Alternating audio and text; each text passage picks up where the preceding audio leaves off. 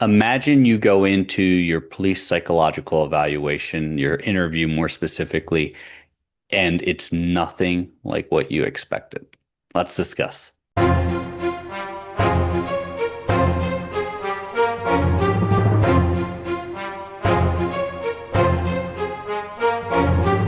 Hey, before we get started, I have two gifts in the description for you. One is the Getting Started workshop. It's going to walk you through every phase of the hiring process. Plus, there's some hidden bonuses in there I think you will like. Next is a coaching call with any member of my team or even myself, where you can jump on a call, go over your hiring process. We'll give you the best guidance we can for your success at getting hired as quickly as possible within law enforcement.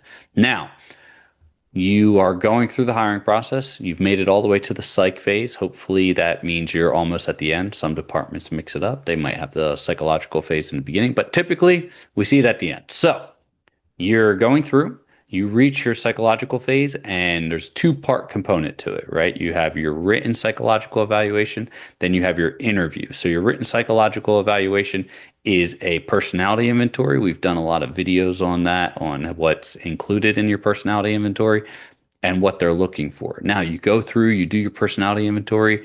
You don't feel that you did too bad. You submit it, or they review it, and then you either go straight over to your psychological interview, or you come back at another date after they had a chance to review your results from your personality inventory, and you do your psychological interview with a evaluator, typically a psychologist.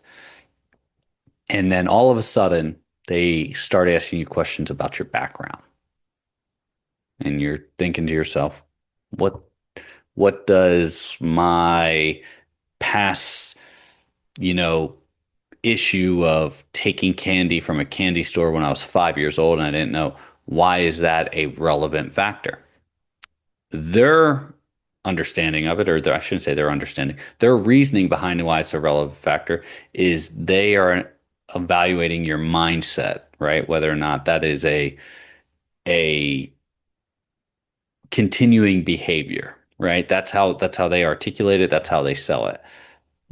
But your background investigator has already checked into that. They saw, hey, the one and only time you've ever taken anything was a couple pieces of candy at 5 years old from a candy store, and you have no other issues other than some maybe minor moving violations in the past. Everything else checks out. Your background is pretty much wrapped up, minus your psychological phase being completed. You're ready to go. You're ready to move forward. You're ready to get that academy start date and your final offer letter. And your psychologist is asking about this. And you say, hey, yep, when I was 5 years old, I was young. I didn't know any better. I took candy from a store at five. My parents found out about it. They made me return it, and I had to apologize. And then they say, well, how did that make you feel? And then you say, hey, I can't really recall the incident. Actually, the only reason I know about it is because it's a story that my family or my parents have stated in the past. And then they push a little bit more and they say, well, how's that make you feel now? And you say, hey, I'm pretty much indifferent to it. Once again, I don't really recall the incident, but I know it was wrong. So, and I made a point to never do that again. And then they hit you with something as, why are you being so evasive about this question? And you're starting to wonder what's going on. Does the psychologist need a psychologist to make sure that they are fit for duty?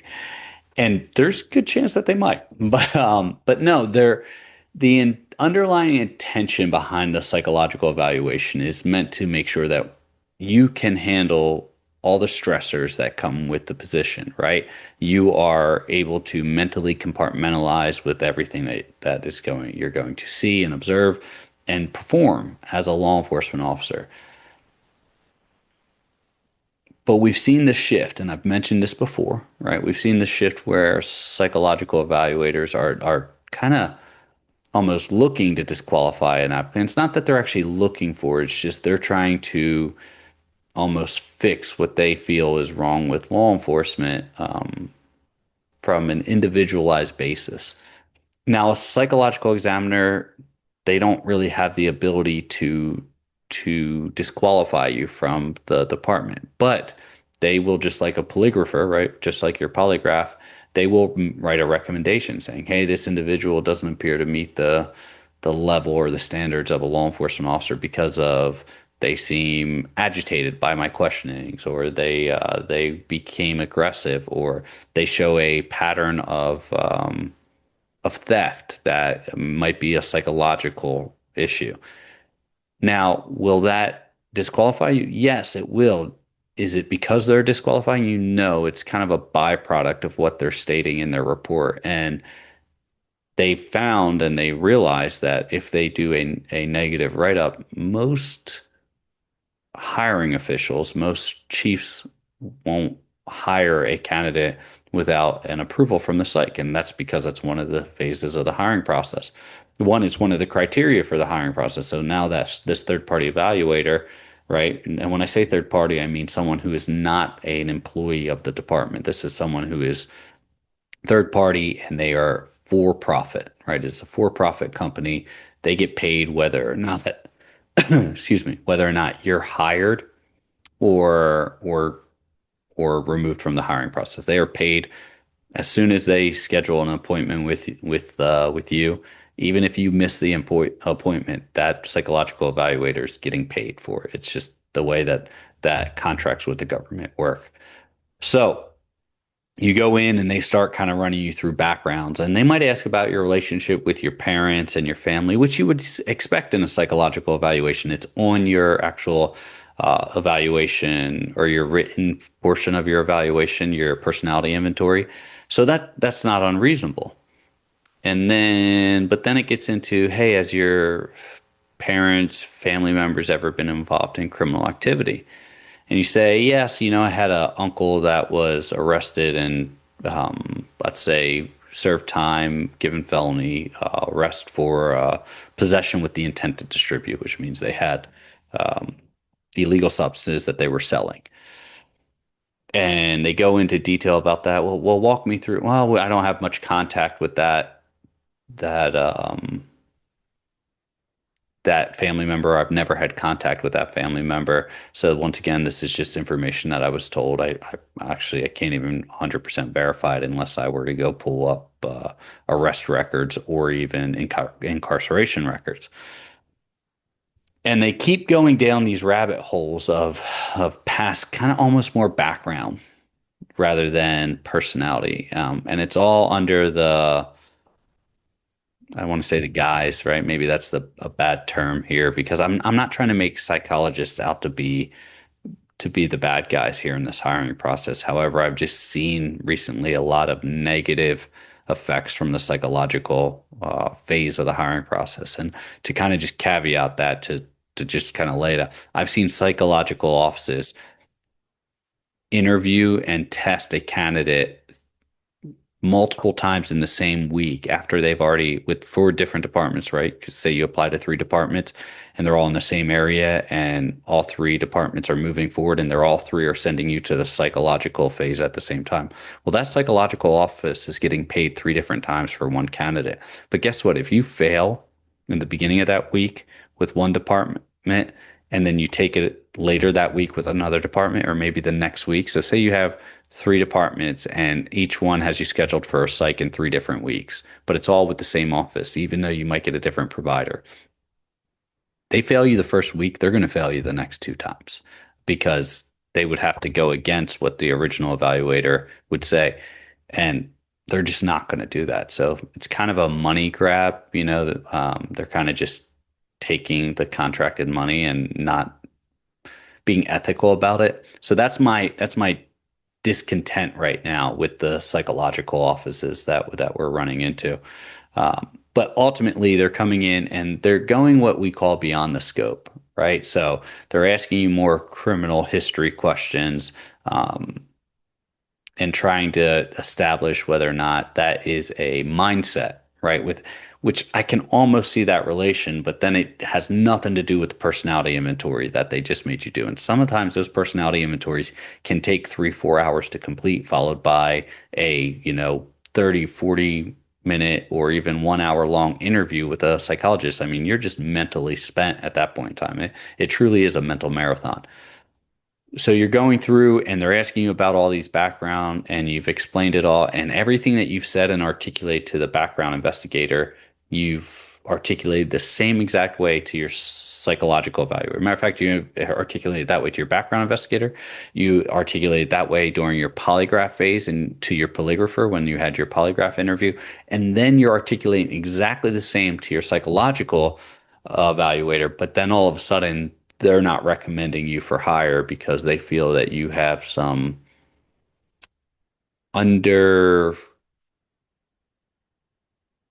under carpet or deep seated um, issues with like authoritarian complex or whatever they're saying, right? Because your answers are not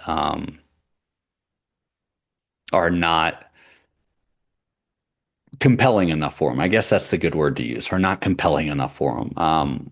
I can give you a personal note here. Is there was a point in time when I was actually already a officer with this department. Had to do my annual psych review, no problem. Went in, did my annual psych review, and they wanted to talk about a military incident that happened in the past. And I said, hey, I can provide you the general information, but I signed certain non-disclosures that are still in effect. I can't discuss any specific detail about it. Um, that made that psychological evaluator pretty angry. He said, "Well, you have to disclose. This is part of like, well, if I disclose it to you, then I'm breaking the law, from the U.S. military. And I mean, if I break the law to disclose that to you, then I wouldn't pass me on that at all because there's certain non-disclosure agreements that are put into effect from those operations." That being said, he was less than professional. We'll put it that way. He was very agitated. The fact that I wouldn't share certain restricted and classified details about certain military operations I was on. After I left or excuse me, after this is a phone call, after I ended the phone call with this individual, I went back to work, and within 10 minutes of me arriving back to work, I called into my supervisor's office and say, "Hey, cool, just got information. You passed your psychological evaluation." I'm like, "Great," because I had no idea. He was mad at me. He was significantly mad at me, and he kept pushing the envelope, and I kept repeating it. And he's saying I was, and one of his terms, and one of the terms hopefully you don't run into with your psychological evaluators is evasiveness, right? So one, they will try to manipulate your words to try and get you to be agitated. Always be the humble professional, right? Even if they're being unprofessional, just always be the humble professional. Don't let them try to manipulate you into any type of emotional response. And then same thing with evasive. They might say, "Hey, why are you being evasive?" As long as you can articulate, "Hey, I'm only providing you the factual information that I have." And, a lot of times they're going to ask you to speculate. That's never in your favor, ever. If they say, "Hey, how does it make you feel that your uncle was put in jail for this situation?" Right, going back to that original hypothetical situation I pulled up earlier, and you say, "Hey, I don't really have any feelings indifferent, or I'm just kind of indifferent towards. I don't have any feelings one way or another, other than the fact that I wish someone in my family wouldn't have committed a crime, especially with me wanting to become a law enforcement officer." But if you've never had contact with that individual, and you say, "Hey, I don't really have any feelings one way or another to it," and then they write up in their report, "Individual lacks emotional response," but you're never going to see that report, so you have no idea what they're going to write in there. It is a very agitating component to the hiring process, right? And like I said, I see it all the time with the members that we help. I've referenced this before where a member went through a psychological evaluation before they were a part of our programs, failed that psychological evaluation because they admitted to the psychological evaluator that they were religious. The psychological evaluator didn't have was non-religious, specifically against religion. Brought that up during the interview and made a point to comment saying, "Hey, I think that it, hey, I believe you're this religion, I'm this religion. I think that your religion would be a detriment to you being a law enforcement officer. It would be a detriment to you being in law enforcement." and then failed that individual, right? And ultimately, you know that that wasn't written in the report. What was probably written in the report, because they're not going to write in the report, hey, my bias got in the way of me saying that this was a good candidate. No, right? Their personal bias of religion, which is usually a protected thing in the hiring process, but I digress. They're not going to write that in a report. Instead, they're going to write in the report individual doesn't possess the mental acuity or wherewithal to handle the stressors of the profession. That's how they're going to write it up. And and was kind of harping on this individual because of their religious preference. Well, then that individual, joins the program. We do some coaching, and all we did was advise them to stay away from that type of sensitive subject. Um, Not to denounce their faith, but to stay away from that sensitive subject so that it doesn't come up during the hiring process. Well, they went back to the within a year, actually. I think it was just 8 months later, went back to the same psychological office. So here we go. There's already a negative connotation, but went back to the same psychological office with some coaching and some prep. And the psychological evaluator looked at them and said, "Hey, you're a whole new person. Like, you're great. You're a great candidate." Signed them off. They got approved. They got hired. Well, they came back to me in tears saying, "Hey, I'm more rooted in my faith now than I've ever been. I just didn't open those doors for the psychologist to have bias against me." And they got hired immediately with the same individual that initially DQ'd them or failed their psychological review. So when you're going through and you're expecting the psychological interview to be just about your personality inventory, do not expect that. When you go into your psychological interview, I would tell you to be as prepared with your background packet, your PHS, right? As much as your personality inventory. Be ready to articulate any and everything that's ever been discussed during your hiring process. Maybe even something that's in your board. We've been seeing that psychological evaluators are getting access to all your hiring documents, right? It is astronomical, and then they're cherry picking what to talk to you about, whether it is directly related to your psychological evaluation or whether it's related to your background. It's not ideal, right? We're doing and taking all the steps we need to try and correct this and to keep them focused in their scope so that good candidates are getting weeded out because they don't understand why a psychologist is um, kind of taunting them. But ultimately, it's one of those aspects where it is the way it is right now, and you're going to have to be prepared if you want to make it through the hiring process to discuss any and everything with the psychological evaluator. There's a lot more that goes into this, and there's a significant amount of additional details, I guess, that would pertain, or I should say specific details that would pertain to you as an individual and your hiring process, right? What could be asked, the analogies I provided and probably don't fall in line with your specific circumstances or hiring process throughout the hiring process, but just know all the work on articulation throughout the hiring process is all accumulated in that psychological interview. And if you don't really take that serious, if you don't take that articulation and the ability to explain yourself and not get worked up and stay the humble professional, it may have a negative impact, excuse me, on the hiring process that you have. And unfortunately, the psychological is right at the end. So I see this all the time. I see candidates make it all the way to the end, not pass their psychological review, and then get removed from the hiring process. So I don't want that to happen to you.